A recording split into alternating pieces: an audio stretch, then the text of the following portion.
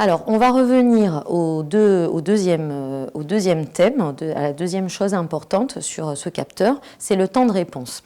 Alors, la photodiode, le temps qu'elle reçoive le rayonnement électromagnétique et qu'elle libère cet électron qui va être responsable du courant électrique, eh bien, il y a une petite durée, un petit temps. Alors, si par exemple, il est de 20 nanosecondes, si le temps de réponse de la photodiode est de 20 nanosecondes. Alors, 20 nanosecondes, on va en profiter justement pour voir un peu comment convertir ces 20 nanosecondes.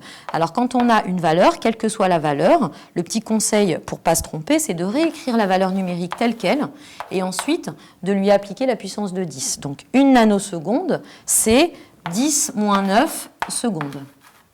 Donc ça me donne une idée. Est-ce que c'est une écriture scientifique? Ça, non, puisqu'on sait qu'on doit noter une notation scientifique avec un nombre inférieur à 10. Donc là, on a 20. Donc on va noter que c'est 2 fois 10 puissance moins 8 nanosecondes. Secondes. Donc on a un temps de réponse de la photodiode. Ça veut dire qu'entre deux informations, en fait, elle va être capable de restituer ces informations toutes les 20 nanosecondes.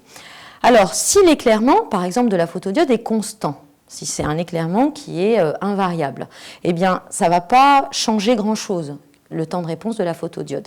Maintenant, si on a des informations, des rayonnements qui varient au cours du temps, il faut, en fait, que le temps de réponse de la photodiode soit plus grand, en fait, cet intervalle-là soit plus grand que les informations qu'elle reçoit, pour qu'elle puisse les retransmettre et pas perdre d'informations par rapport au rayonnement lumineux.